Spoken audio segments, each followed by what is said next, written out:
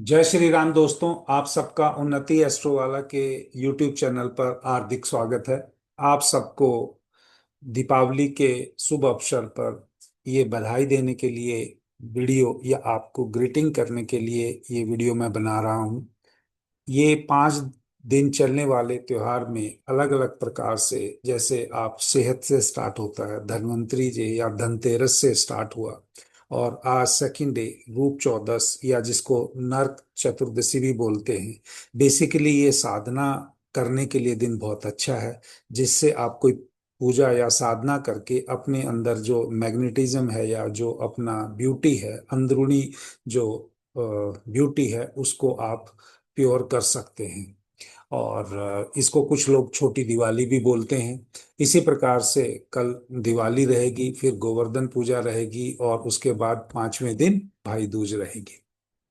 तो इन 5 दिनों के लिए आपको एक कंबाइंड विशेष रूप से उन्नति एस्ट्रो वाला के यूट्यूब चैनल पर जो भी जातक आते हैं और कुछ ज्ञान हासिल करते हैं, उनको भी ज्ञान की रोशनी उन्नति एस्ट्रो वाला के प्लेटफॉर्म से ऐसे ही मिलते रहे। एक बार फिर इसी भावना के साथ आपको बहुत बहुत दीपावली की शुभकामनाएं। और इस मौके पर मैं कुछ एस्ट्रोलॉजिकल बातें भी आपके साथ रखूंगा। जैसा कि हम देख रहे हैं कि कुछ काफी समय से अभी पिछले, क्योंकि होना तो टेक्निकली ये चाहिए था कि सोने और चांदी की कीमतें जो हैं घटनी चाहिए थी, लेकिन वो पिछले काफी समय से बढ़ती जा रही हैं। तो उसका एक पर्सन कुंडली के हिसाब से उन्नति एस्ट्रो वाला के यूट्यूब चैनल पर मैंने खुद एक वीडियो बनाया था।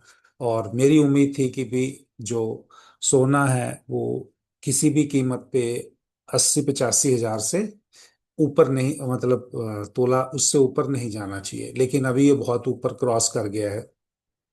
और चांदी तो रिकॉर्ड एक्सपेक्टेड से ऊपर चली गई है।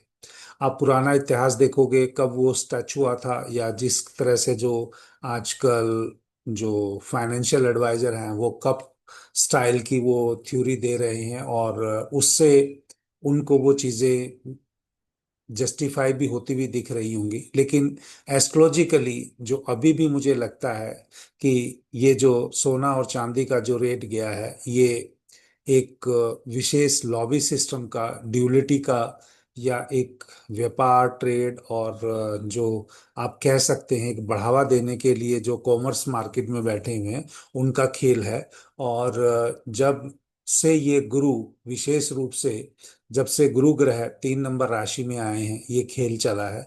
और जो एस्ट्रोलॉजिकली नॉलेज के हिसाब से जब गुरु 3 नंबर में राशि में आया, क्योंकि भारत की कुंडली में गुरु जो है वो छठे भाव में बैठा हुआ है, 7 नंबर की राशि में है, और 3 नंबर की राशि में मंगल है। तो गुरु मंगल की जब या मंगल के ऊपर गुरु की दृष्टि थी, और जो गुरु का जो मंगल से संबंध था, तो यहाँ वो लग रहा था कहीं ना कहीं ब्लेसिंग होगी लोगों को, चीजें और बनाने के लिए, लोगों को मतलब अपने घर में वो चीजें लाने की ब्लेसिंग होगी। लेकिन वो लाने की होड़ में जब लोग खरीदते चले गए, तो उसका रेट बढ़ता चला गया। एक तो ये कहानी है कि जबकि आप भीड़ चाल में जब भी सभी लोग मार्केट में उसको खरीद खरीद के रखेंगे, तो उसका एक कारण ये भी है, अगर उसको इतने लोग नहीं खरीदते तो इतना ऊपर वो जाता भी नहीं। लेकिन सभी लोग खरीदते गए, वो डिमांड एंड सप्लाई का जो कारण होता है उसके तहत, तो यहाँ पर इसके बहुत आपको रेट बढ़ते हुए दिखाई भी दिए। तो उसी चीज को हम आज दोबारा एक भारत की कुंडली पे लगाकर देखेंगे कि आगे चलकर ये सोने चांदी के रेट, जो कीमतें हैं, वो घटेंगी या बढ़ेंगी। और मेरा जो उसमें अपना टेक्निकल एनालिसिस है, मैं वो आप लोगों के साथ यहाँ शेयर भी करूंगा। तो आपको ये चार्ट अभी दिखना शुरू हुआ होगा, इसमें मैंने यहाँ पर लिखा भी है विशेष रूप से कि why gold and silver become costliest at the Jupiter transit in Gemini sign, sign of duality, trade, communication। और उसका जो स्वामी है, जो भारत देश की कुंडली में है, वो 3 नंबर की तीसरे घर में बैठा है चंद्रमा की राशि में। तो वो कहीं ना कहीं चंद्रमा जो कारक है वो मॉडिफिकेशन का कारक है, लेकिन वो तकरीबन जो चंद्रमा वहां पर जाके लॉस देता हुआ दिखाई देगा। तो इसलिए एक्चुअल टेक्निकल वे में तो इसका रेट गिरना चाहिए था, लेकिन ये बढ़ता ही चला गया। जिस तरह से लोग प्रोजेक्शन दे रहे हैं कि ये और बढ़ेगा, क्योंकि मंगल राहु के नक्षत्र में भी है, आर्द्रा नक्षत्र में, और जो राहु खुद है जो लगन में बैठा हुआ है वो कृत्तिका नक्षत्र में है। तो मुझे तो टेक्निकली ये लगता है कि भाई जब से ये गुरु 3 नंबर साइन में आया है तो ड्रास्टिक वे में जो स्पीड पकड़ी है, जैसे अभी गुरु यहाँ से शिफ्ट होके 4 नंबर राशि में जाएगा, चाहे वो 2 महीने के लिए जाएगा, लेकिन उसमें से भी 1 डेढ़ महीने के बाद वो ट्रांजिट होके वापिस आना, मतलब रेट्रोगेट होके आना वापिस शुरू करेगा।